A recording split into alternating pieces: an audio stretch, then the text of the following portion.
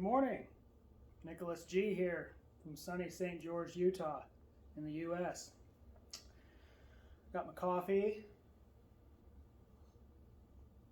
Hope you guys have your coffee. Sunday morning, July 25th, 2021. And this is just a short little video I wanted to make.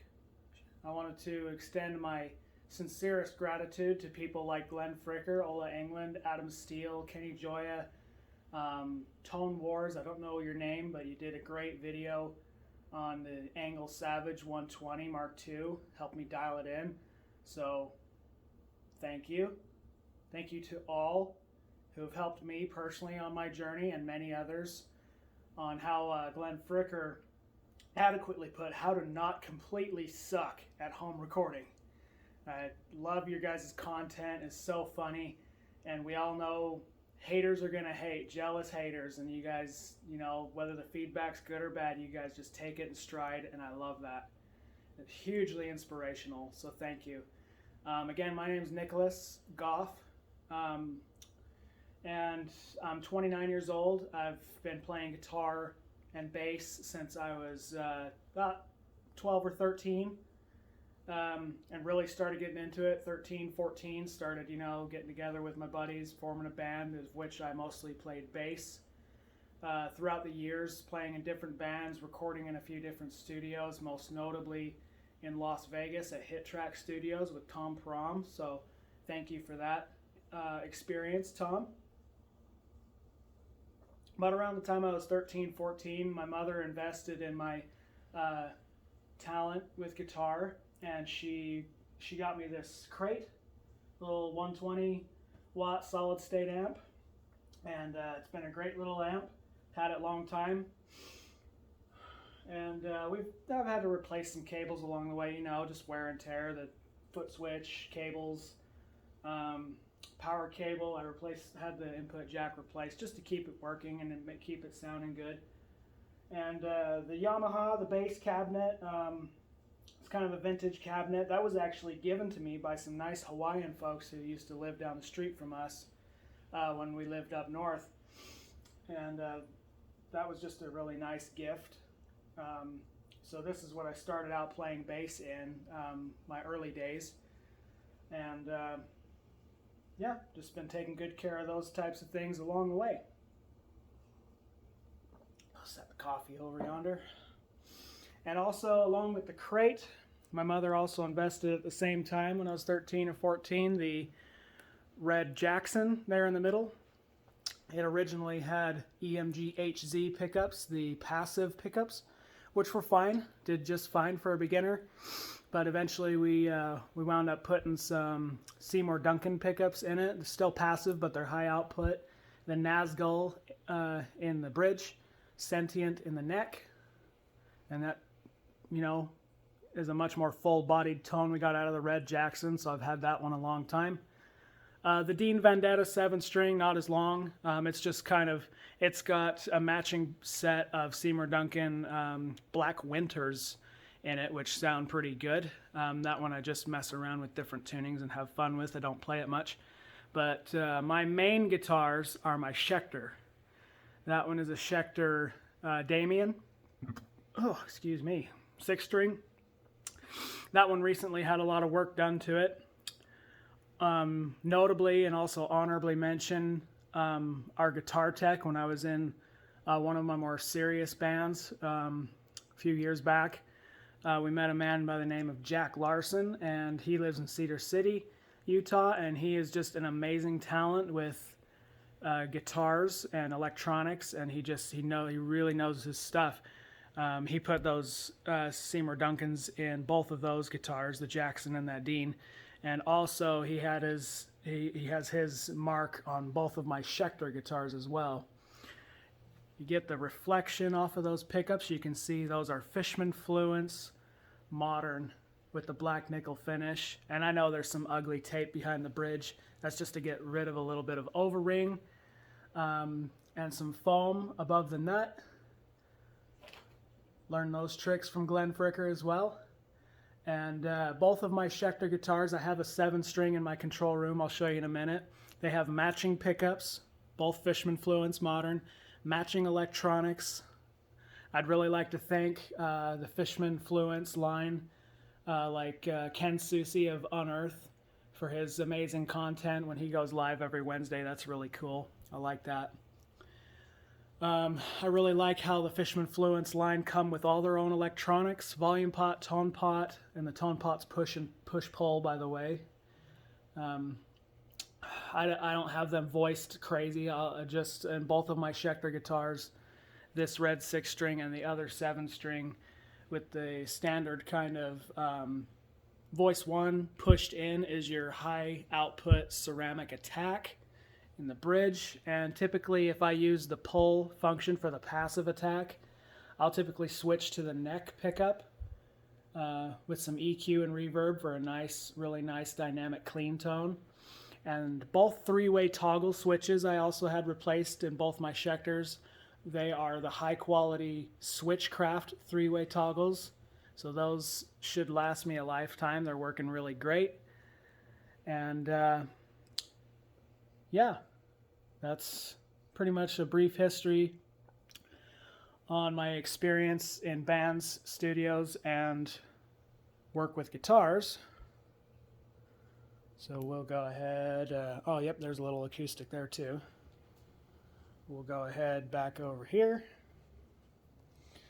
and we'll go to the isolation chamber, which is makeshift in the spare bedroom here. You can see we got the microphone cables running. Now this, huge thanks to Glenn Fricker and his greatest metal guitar recording trick he ever learned video. So essentially what this is, recreated, is a tent. I used a comforter and some clamps on the closet doors, which works just fine. And essentially this is recreating the method used on Metallica's Black Album, as we all learned in the year and a half in the life of Metallica. And thank you, Glenn. You are the man helping us with all these amazing methods. And this method ties right into that same video about using a mixer, a Behringer mixer, to dial in your guitar tone with those nice preamps they got in there. So underneath this blanket of awesomeness, I've got 6 different microphones. Let's see if we can get in here. So I have in here a full stack angle, 2 4x12s, straight cab on the bottom, slanted on the top. And as opposed to the ever so popular Celestion Vintage 30s, these are not them. I carefully and meticulously scoured the internet to find angle cabinet, 4x12 cabinets with the vintage, Celestion Vintage 60 speakers. Those are the V12 60s, all 8 of them. And nothing wrong with the Celestion Vintage 30s at all. They are sought after by many a guitar player, tried, tested, and true. These, however, are much more rare, owing to the fact that I found out in accumulating all this gear this year, these cabinets are no longer manufactured. So, unbeknownst to me, these are collector's items now. And I'm so very, very thankful to have gotten them. A matching set of 4x12s, all with vintage 60 speakers. They sound amazing. I favor the vintage 60s because the clarity and the punch is more defined and clear in these speakers. I really love them. So my 4 condenser microphones are a matching set of Lewitt LCT 440 Pure microphones, which are fantastic.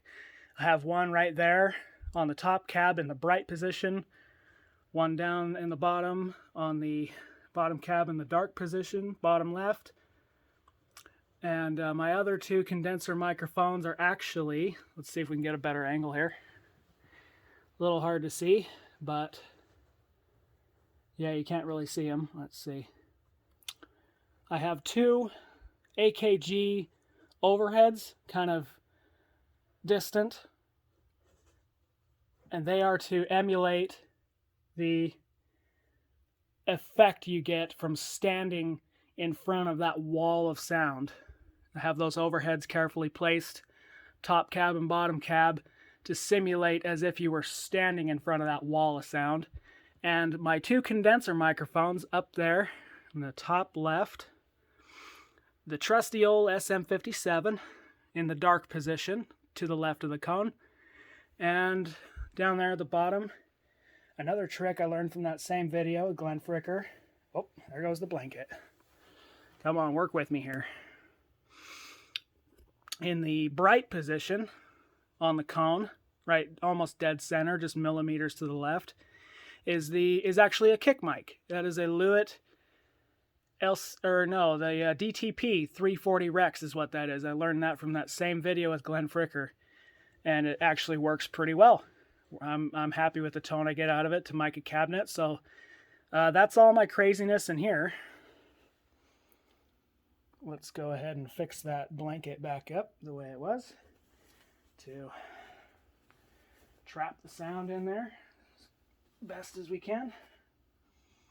There we are. On to the control room. So we got the microphone cables running. You'll see the 2 green cables. I deliberately wanted 2 specifically different cables just visually so I could tell which microphones are the dynamic microphones. Because the way I run my mixer in here, we kind of converted our workout room into a makeshift studio. And I have some of my RLX wedges up. That's the part that's taking me the longest, is to get my studio foam up, but I'll get there. I've got several panels that are ready to be installed on the ceiling and on the doors, but we'll get there.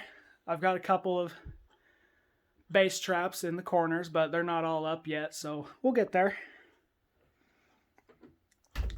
But about those microphone cables, the way I run my mixer, this is a Behringer Xenix with 6 mic preamps. You'll see the 2 green cables are not plugged in, because the way I run my mixer, when I'm supplying phantom power to those 4 condenser microphones, I do not even want a chance damaging my 2 dynamic microphones. So when I'm ready to get a different tone out of the dynamic microphones, I bring the faders down on the first 4 channels for the condensers, and I mute the channels, and then I bring the channels 5 and 6 for the 2 dynamic microphones to get different tones out of them. I do not even want to mess around with supplying phantom power to dynamic microphones. And there's my little rocker bottle cork mohawk guy. And Hatfield. Hey, Hatfield. So, yeah. Let's see if we can wake up the computer here. Got Reaper going. Thank you so much to Adam Steele and his amazing content on Pro Mix Academy for his Ultimate Reaper guide. I have really, really been enjoying that, and I'm not all the way through it yet, but there's tons of useful information on there, and I would recommend it to anybody. Honorable mention with the Reaper tutorials is Kenny Joya. Thank you on YouTube for, if there's some more detailed information I might need on a certain subject or function, I'll look on there. So thank you, Kenny. And there it is. I've got 25-foot speaker cables going to those cabinets.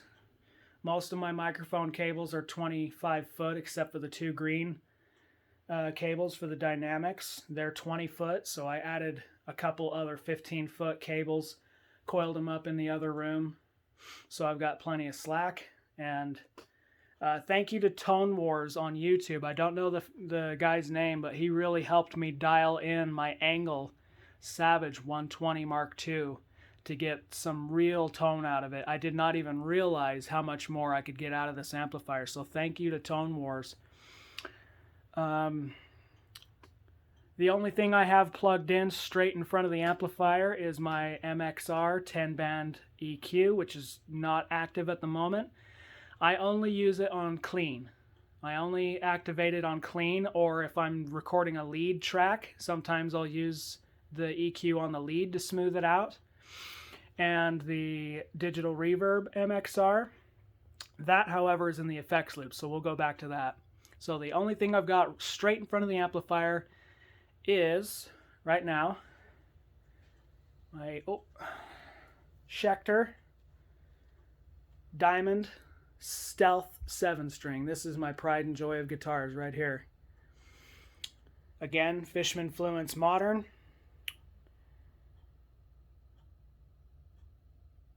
Oh, what are those? Switchcraft 3-way toggle. Thank you. And I don't go crazy on the string gauge. I love they're Ernie Ball. That's right, Ernie Ball Cobalt. I like the Cobalt strings. They're just bright and crisp, and you can beat the hell out of them, and they stay in tune really well. I don't go crazy with gauges. These are just standard 10 to 46 with a 56 low B, and they sound great because I just tuned to standard E with the low B, so I don't go nuts with the 7-string. It just sounds good just the way it is. Sounds great, actually. And so instrument, straight into the MXR 10-band EQ, straight into the front of the amplifier, and from the effects loop 1, because this amp has 2 effects loops, and I believe they're both wired parallel, but I could be wrong. Notably mention the cabinets in there are also wired parallel, so running them both together, I have them plugged into the 4-ohm outs, speaker outs on the back of the cabinet, because they're 8-ohm cabinets wired parallel. That I very carefully researched to make sure I don't destroy my amplifier. Very important. So the effects loop, send, goes straight into the MXR digital reverb and out to the rack unit here, which is the Korg Pitch Black Tuner, an Art SCL2 stereo compressor, the Rocktron Hush. And I will say something about the Rocktron is it works a little too well if you're doing clean or lead. It won't let the signal through the gate the way I have it dialed if you're doing cleans or trying to get some reverb. So I disengage it if I'm doing cleans or lead with reverb, but I use that for my rhythm in combination with the built-in noise gate that on the angle.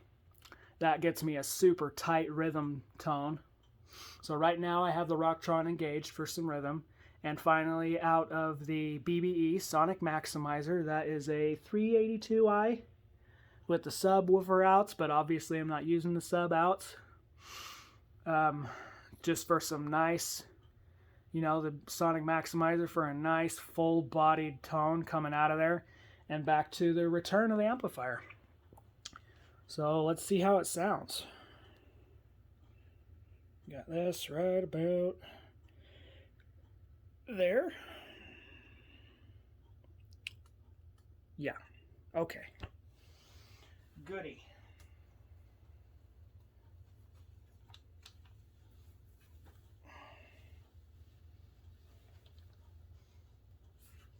Schecter Stealth 7-string. I'm on a hearth.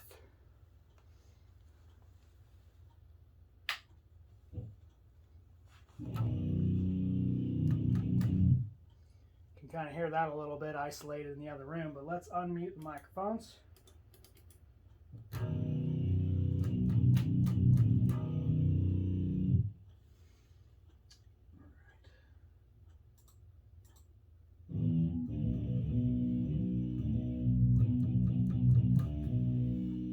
Oh, you know what I didn't do?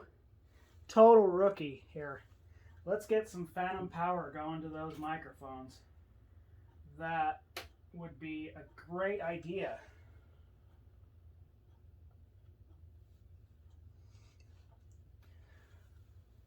total noob. That's what happens, man, when you're working with all these electronics and you're just trying to make everything work. Sometimes you forget to supply the phantom power to those condensers. Noob. Okay, give that a minute to power up and we'll see if we can get a tone coming out of those microphones.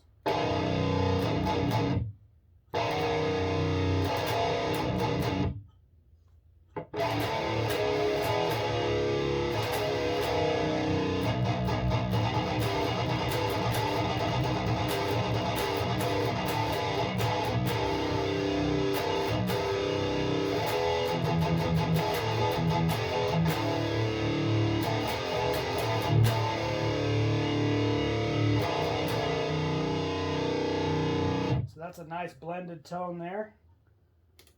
Mute those. Let's see. Channel 1, I've got an LCT 4040 Pure on the top cabinet in the bright position on the cone.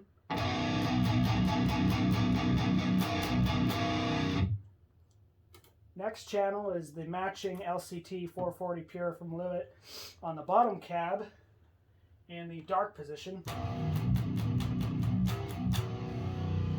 It may be barely audible in the video, but I have it dialed to a tone that I like as far as when it comes to blending them all together. And then the channel 3, we got one of the AKG P170 overheads on the top cab.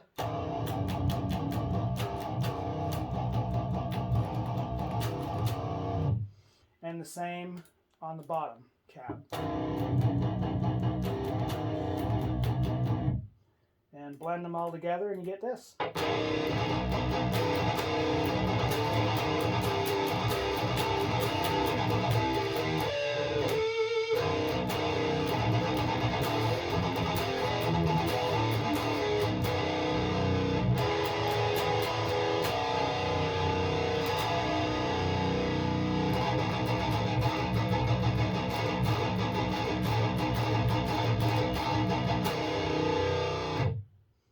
So yeah, there's my little video.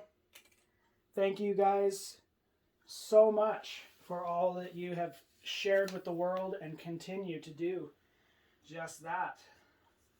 Absolutely love it and appreciate it. Thank you guys.